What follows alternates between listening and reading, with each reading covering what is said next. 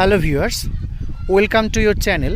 Viewers, আজ কোনো পড়াশোনার বিষয়ে আলোচনা করব না। আজকে একটা সম্পূর্ণ নতুন ভিডিও নিয়ে হাজির হয়েছি।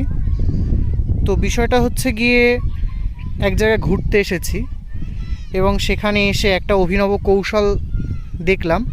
তো মনে হলো বিষয়টা শেয়ার করা দরকার। মানুষের যে বুদ্ধি কতটা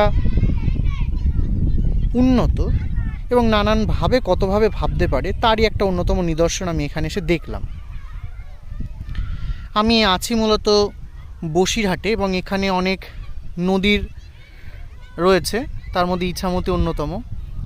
তো এর পাড় ঘেঁষে অনেক ইট ভাটা তোমরা দেখতেই পাচ্ছ, বড় বড় যে স্তম্ভগুলো দেখা যাচ্ছে সেগুলো মূলত চুল্লি ইট পোড়াবার। তো সেই ইট ভাটাগুলো গড়ে উঠেছে। এইবারে মজার ব্যাপার হলো যে এখানে যে ইট তৈরির একটা প্রধান উপাদান সেটা হচ্ছে মৃত্তিকা বা মাটি।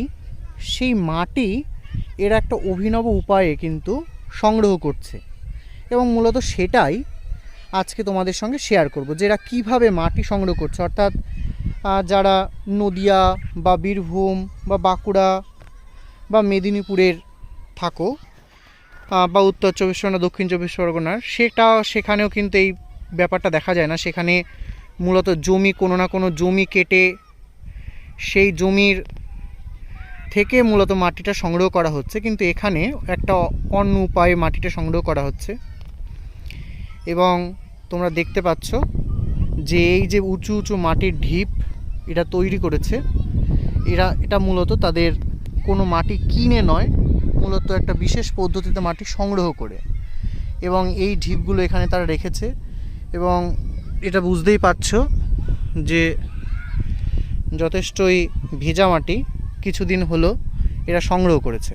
তো সেই সংগ্রহ করার প্রসেসটাই তোমাদের সঙ্গে আজকে শেয়ার করতে চলেছি এবং এই ইট ভাটাইতে এটা মূলত ব্যবহার করা হচ্ছে।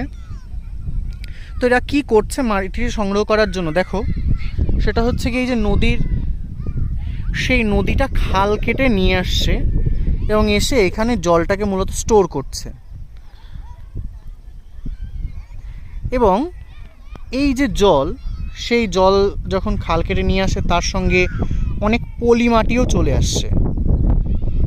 এই যে সবুজ রঙের যে পাইপটা তোমরা দেখতে পাচ্ছ, মূলত এখানে কি করছে, এখানটা থেকে জল সংগ্রহ করা হচ্ছে। তোমরা অবাক হতে পারো যে কি জল হঠাৎ সংগ্রহ কেন করছে, এবং এই জল সংগ্রহের মধ্যে কিন্তু যাবতীয় কলা কৌশলটা লুকিয়ে আছে। এরা যেটা করছে সেটা হচ্ছে, যখন জল এরা সংগ্রহ করছে, এই যে জেনারেটরের মাধ্যমে তোমরা দেখো, জেনারেটরের মাধ্যমে এই সবুজ রঙের পাইপের মাধ্যমে জলটা তারা কালেক্ট করছে সেই নদীর থেকে, যে খালের মাধ্যমে যে জলটা তারা স্টোর করেছে। এখানে তারা জলটাকে প্রথমত ঘোলা করে এবং এই ঘোলা করে অর্থাৎ কাদা জল তৈরি করে। কেমন, এই কাদা জল তৈরি করে সেই জলটাই জেনারেটরের মাধ্যমে এরা কিন্তু এই বিভিন্ন এই পাইপের মাধ্যমে তারা এক একটা মানে মাটি কেটে চৌবাচ্চার মতো করেছে, যার নিচে আবার প্লাস্টিক পাতা আছে।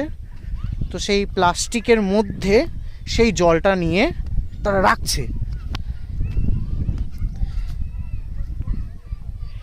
এই যে এখান থেকে তারা জলগুলো ফেলছে, এই বড় তারা নির্মিত যে চৌবাচ্চার যেগুলো করেছে, এই যে ছোট ছোট দেখো, ওইখানে একটা, এইখানে একটা, এই পাশে আছে। তো সেইখানে তারা এই জলগুলো প্রথমে ফেলে, এই টোটালটা ভরাট করে ফেলে এবং ভরাট করার পরে সেখানে একদম ডুবু জল ভরাট হয়ে যায়।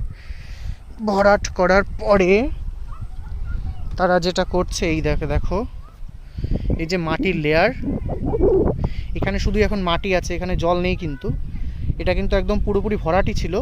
ওই যে দেখো প্লাস্টিক পর্যন্ত এরা জলে ভরাট করেছে।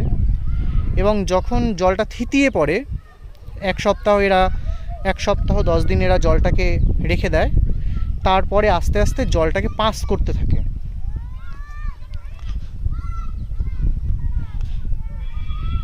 এইভাবে দেখো জলটাকে এরা পাস করছে এবং সেই পাস করার জন্য আবার নালা আছে। তো সেই নালার মাধ্যমে জলটাকে পাস করে এরা এই যে জলটা পাস করার পরে এরকম দাঁড়িয়ে গেল। এটা টোটালটাই হচ্ছে গিয়ে মাটি, একদম চিটচিটে মাটি। একটু দেখে নেই মাটিটা কেমন। আরে এই যে গঙ্গার পলি মাটি, ইছামতির পলি মাটি, গঙ্গার না।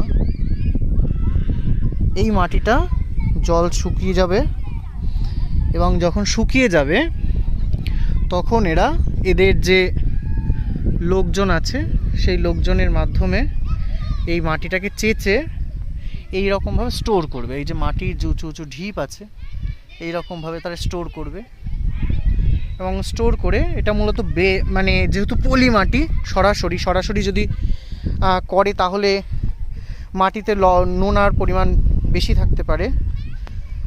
এই যে যখন শুকিয়ে যাবে এরকম একদম স্ট্রং হয়ে যাবে যখন শুকিয়ে যাবে, তো এরপরে যেহেতু মানে কিছুদিনের মধ্যে যদি মানে ইটগুলো তৈরি করে তাহলে এই দেখো এরকম হতে পারে।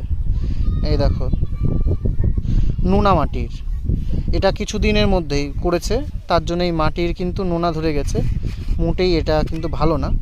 তো এটা থেকে এরা যদি ভালো ইট তৈরি করতে চায় মোটামুটি 1 বছর এই মাটিগুলো ফেলে রাখতে হবে এবং 1 বছর ফেলে রাখার পরে যখন এখান থেকে মাটি নিয়ে তারা ইট তৈরি করবে সেই ইট কিন্তু দীর্ঘস্থায়ী হবে। এবং এর আগে যদি এরা ইটগুলো তৈরি করে সেটা মোটেই কিন্তু ইটগুলো ভালো হবে না। ফলে বুঝতেই পারছো যে মাটি না কিনেও কিভাবে এরকম বুদ্ধি দিয়ে নদীর পার্শ্ববর্তী এলাকার মানুষেরা ইটভাটার মাধ্যমে ইট তৈরি করছে এবং অবশ্যই অনেক মানুষের কর্মসংস্থানও এখানে হয়েছে। তো যাই হোক, ভিডিওটা ভালো লাগলে একটা লাইক দেবে। ধন্যবাদ।